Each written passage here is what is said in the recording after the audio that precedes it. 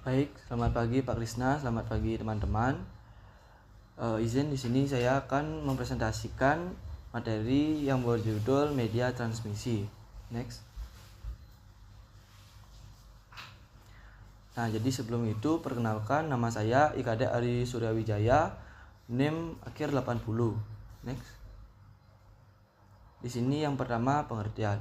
Jadi media transmisi adalah media yang menghubungkan antara pengirim dan penerima informasi data. Karena jarak yang jauh, maka data terlebih dahulu diubah menjadi kode atau isyarat, dan isyarat inilah yang akan dimanipulasi dengan berbagai macam cara untuk diubah kembali menjadi data. Media transmisi digunakan pada beberapa peralatan elektronika untuk menghubungkan antara pengirim dan penerima supaya dapat melakukan pertukaran data. Next. Jenis-jenis media transmisi. Yang pertama adalah twisted pair. Terdiri dari pasangan kabel tembaga yang digulung bersama untuk mengurangi interferensi elektromagnetik digunakan secara luas dalam jaringan telepon dan LAN. Dan yang kedua ada fiber optik, yaitu menggunakan serat kaca atau plastik untuk mengirimkan data dalam bentuk cahaya. Fiber optik memiliki kapasitas dan kecepatan tinggi serta tahan terhadap referensi elektromagnetik, menjadikan ideal untuk jaringan backbone dan transmisi jarak jauh. Yang ketiga ada koaksial kabel, yaitu terdiri dari konduktor pusat yang dikelilingi oleh lapisan isolasi dan konduktor luar.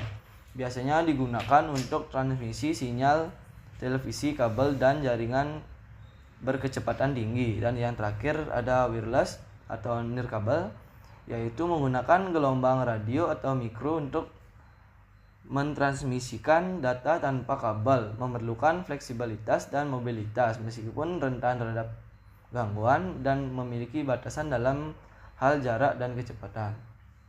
Next.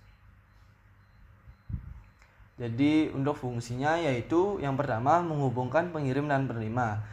Jadi media transmisi digunakan untuk menghubungkan pengirim dan penerima informasi sehingga data dapat dikirimkan dari satu tempat ke tempat yang lain.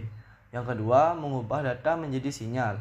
Data yang dikirimkan diubah menjadi sinyal elektromagnetik yang dapat diterima oleh penerima.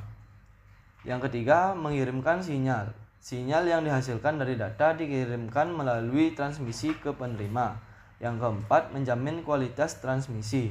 Media transmisi harus memenuhi syarat-syarat kualitas seperti bandwidth, penundaan biaya, dan kemudian instalasi dan pemeliharaan. Next. Jadi tiga bagian utama media transmisi yaitu media magnetik, yaitu media ini menggunakan sifat magnetik dari material seperti kumparan kawat, pita magnetik, dan disk magnetik untuk mentransmisikan data. Yang kedua ada kabel. Media ini mengandalkan penggunaan kabel fisik untuk mentransmisikan data. Kabel ini bisa berupa serat optik yang menggunakan cahaya untuk mentransmisikan data dengan kecepatan tinggi, atau kabel tembaga yang menggunakan elektron untuk mentransmisikan data. Yang ketiga yaitu tanpa kabel atau wireless. Jadi media ini tidak menggunakan kabel fisik untuk mentransmisikan data, melainkan menggunakan gelombang elektromagnetik seperti radio, inframerah, dan gelombang mikro untuk mengirimkan sinyal data melalui udara. Next. Jadi contoh penggunaan media transmisi yaitu yang pertama ada telepon. Jadi digunakan untuk menghubungkan dua buah telepon menggunakan kabel. Kabel digunakan untuk mentransmisikan sinyal suara dan data antara pengirim dan penerima. Yang kedua ada internet, digunakan untuk menghubungkan komputer ke internet menggunakan kabel fiber optik. Dan kabel fiber optik digunakan untuk mentransmisikan data antara pengirim dan penerima dengan kecepatan tinggi dan jarak jauh. Next. Baik, Sekian yang bisa saya sampaikan. Jika ada kesalahan mohon dimaklumi. Sekian, terima kasih.